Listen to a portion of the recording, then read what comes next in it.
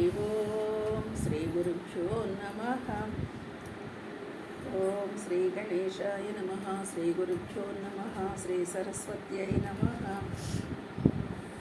సదాశివసమారంభం శంకరాచార్యమధ్యమాం అస్మదాచార్యపర్యంతం వందే గురుపరంపరాం.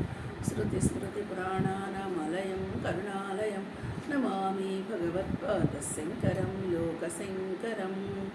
హరి ఓం శ్రీకృష్ణ పరబ్రహ్మణే నమః.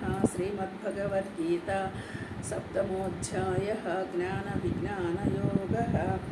7వ అధ్యాయంలో 23వ శ్లోకాన్ని మనము ఈరోజు పాఠం చెప్పుకున్నాం. అంతవంతు ఫలం తేషాం తద్భవత్యల్పమే సాధం దేవాన్ దేవయజో యాంతి మద్భక్తా యాంతి మామపి.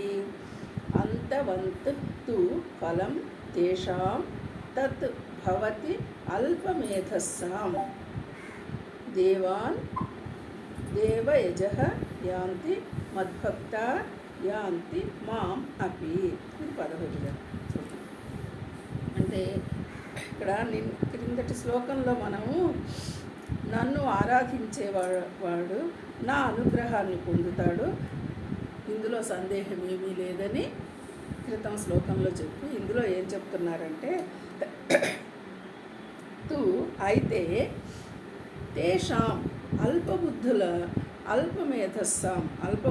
యొక్క ఆ ఫలము నశ్వరమగును.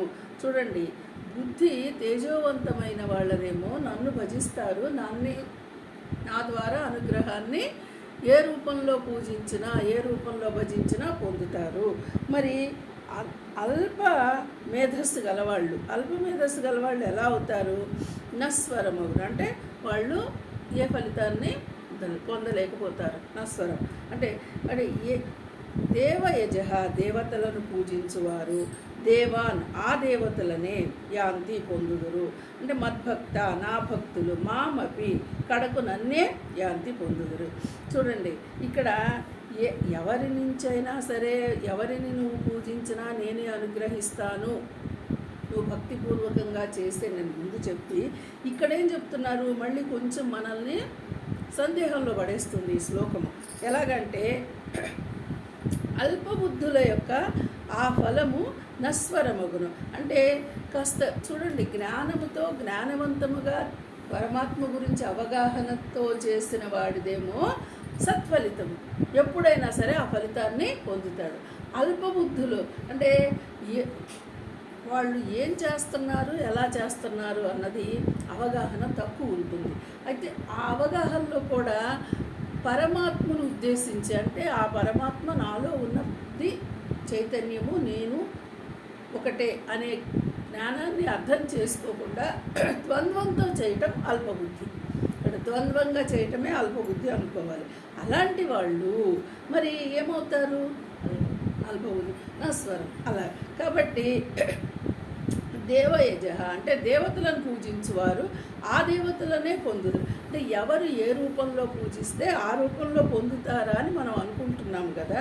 సరే, అలాంటి నా భక్తులు కడకు నన్నే పొందుదురు అంటున్నారు. చూడండి, దేవతలను పూజించేవాళ్ళు ఆ దేవతలనే పొందుతారయ్యా, నన్ను పూజించేవాళ్ళు నన్నే పొందుతారు అంటున్నాడు ఇక్కడ.